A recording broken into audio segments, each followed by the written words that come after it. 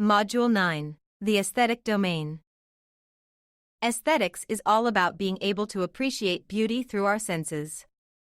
That means being able to recognize and appreciate beauty in nature and in the arts. When it comes to developing our aesthetics, there are two ways we can do it. The first is by being responsive, which means learning about art and nature by responding to it. The second is by being productive, which means learning about the arts by creating art ourselves. When children learn about art, they are experiencing an aspect of aesthetic learning.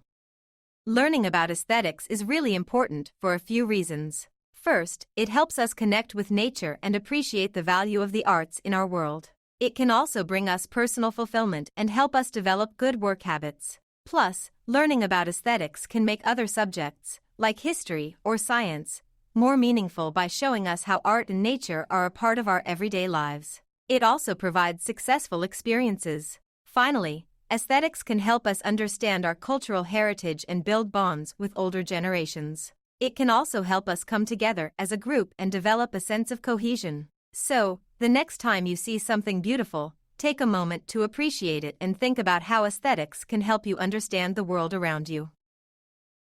Connections to aesthetic learning. Here are some ways that different types of knowledge can help us understand and enjoy aesthetics. First, we have physical knowledge.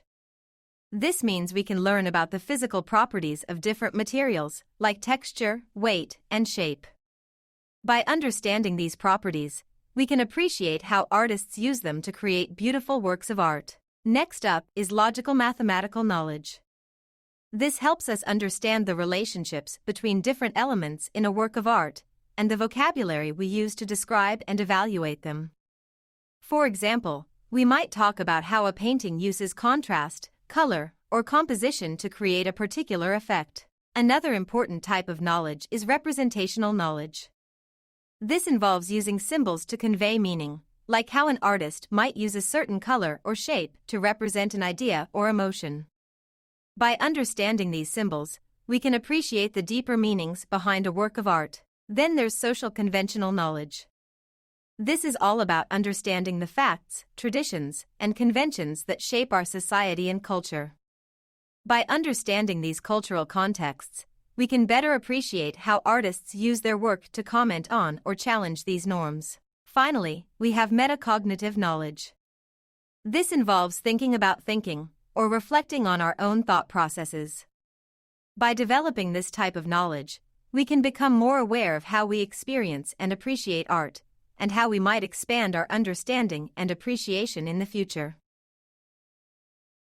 Teachers' role in aesthetic learning. Here are some things teachers can do to support creative growth. Provide high-quality creative art. Vary the materials available for children to use. Be enthusiastic about beauty in nature and the arts. Support creative dramatics. Integrate art and music in the curriculum. Encourage individual expression. Keep pushing themselves to be more creative and inspire us to do the same. Visual art examples in aesthetic learning. Drawing, painting, sculpture, collage, printmaking, photography. Performing art examples. Singing, dancing, playing instruments, drama, storytelling, movie, TV, and radio production. Usable art examples. Pottery, jewelry, knitting, weaving, basketry, clothing design. Literary arts involve writing and composing examples. Stories, poetry, jokes and skits, plays and screenplays, descriptions and essays, memoirs and novels, magazine and newspaper articles. Modifications for children with special needs. Modifications for children with special needs refer to changes or adaptations made to educational, social, or environmental settings to support children with disabilities or other special needs. Here are ways to modify materials to better accommodate children with special needs. First, it's important to remember that every child is unique and may require different modifications. One way to modify materials is to build up writing or drawing implements to make them easier to grasp. Another tip is to add sawdust or sand to glue or paint to provide tactile feedback. To help with visual contrast, the teacher can add color to glue or use dark colors on light paper. Stabilizing materials is also important, so consider taping paper to the table or providing a tray for the child to work on. It's also important to give children with special needs extra space and time to explore materials. And lastly, the teacher should make sure to provide good foot and arm support while working. Remember, small modifications can make a big difference in helping children with special needs feel comfortable and successful in their work.